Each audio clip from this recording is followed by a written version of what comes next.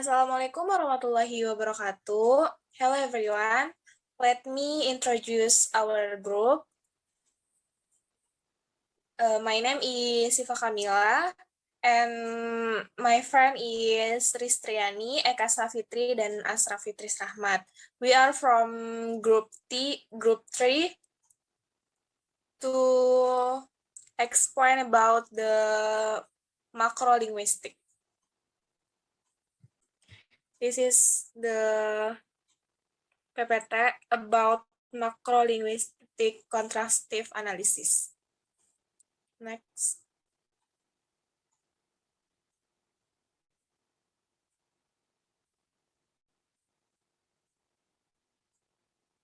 Next.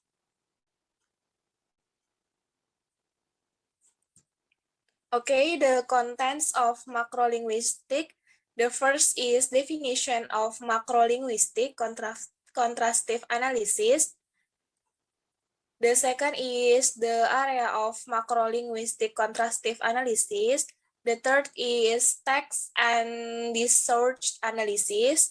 And the last is conversational interaction.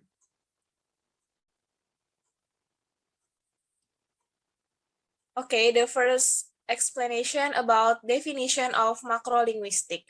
Macrolinguistic, it is a field of study concerned with the language in its broad sense and including culture and behavior feature association with language. It's embrace different aspect of language.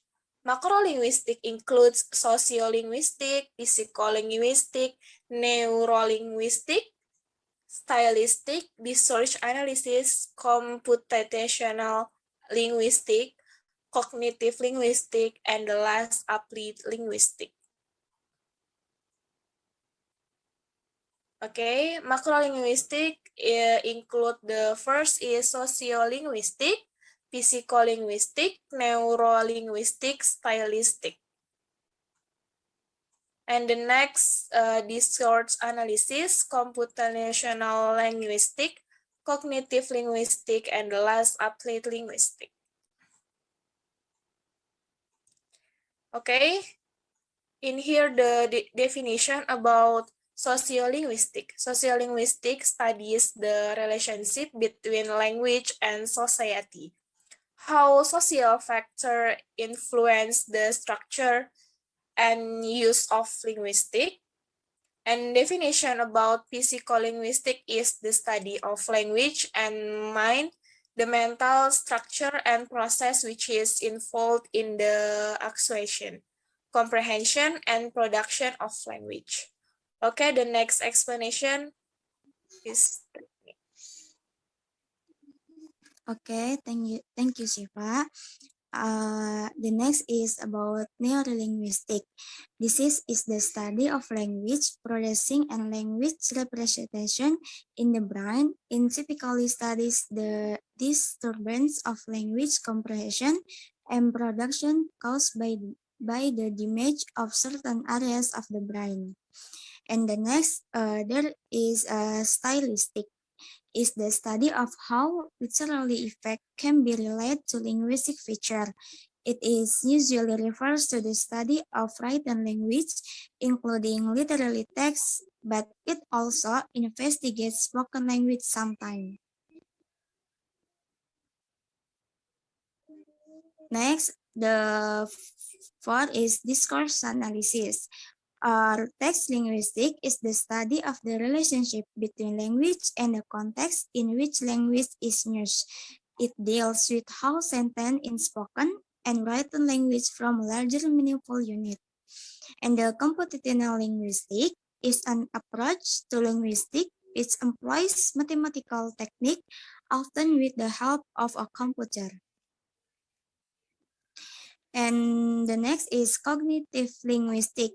Is an approach to the analysis of natural language that focus on language as an instrument for organizing, processing, and conveying information. And the last is applied linguistic. Is primarily concerned with the application of linguistic theories, method of finding to the elucidation of language problems which have arisen in other areas of experience. And the next presentation will present by Asra Fitris. So, two areas of macrolinguistic points of characteristic macrolinguistic is first, a concern from communicative competence rather than for linguistic competence in Chomsky's sense. Second, an attempt to describe linguistic even within their extra-linguistic settings. Third, the search for units of linguistic organization larger than the single sentence. This broadening of scope has so far been achieved in two ways. First, the formal level and addresses the question of sentences are organized into large substantial units or text analysis. Second, the functional one and looks at the ways in which people put language to use. This is the field of discourse sense analysis. So text analysis refers to the European tradition. Text analysis starts with linguistic from and as with which context there are appropriate. Concerned with the formal device used to establishing intersential connection and units above the sentence. Studied written and therefore monolithic one speaker text. Discourse analysis. Anglo-American tradition for doing the same things. Discourse analysis, starting with the author from the C2 sense working inward to find the formal linguistic, correlates to the situational variable. Handling consideration of use, discourses analysis has focused its attention on unscripted, literally spoken interaction. So we'll continue with Eka Savitri.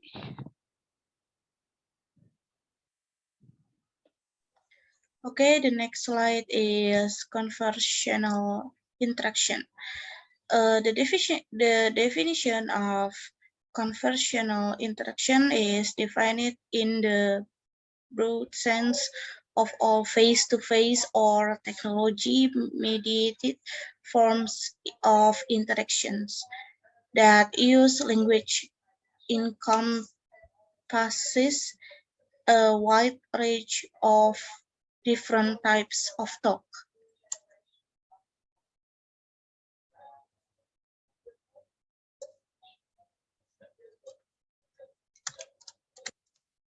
Right is in what ways are ordinary conversations different from specific interactions?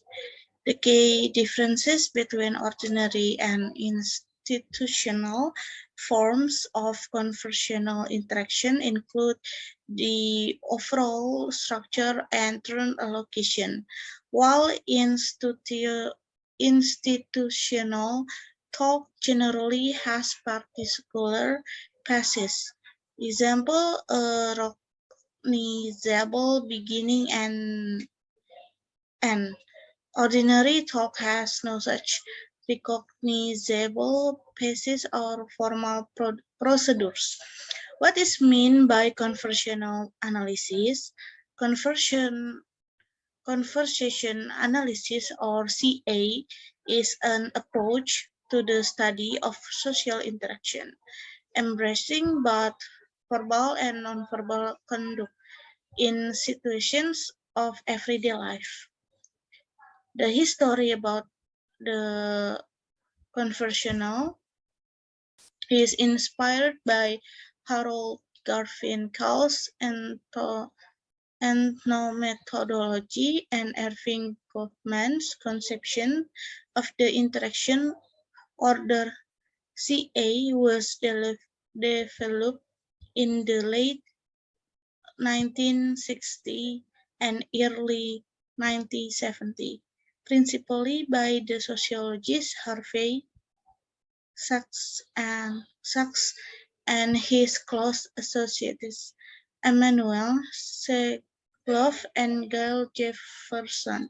It is distinctive is that its primary focus is on the production of social action in the context of sequences of actions rather than messages or propositions. Today, CA is an established method used in sociology, anthropology, linguistics, speech communication, and psychology. It is particularly influential in interactional sociolinguistics, discourse analysis, and discursive psychology. Okay, this is this presentation. I think enough. Assalamualaikum warahmatullahi wabarakatuh.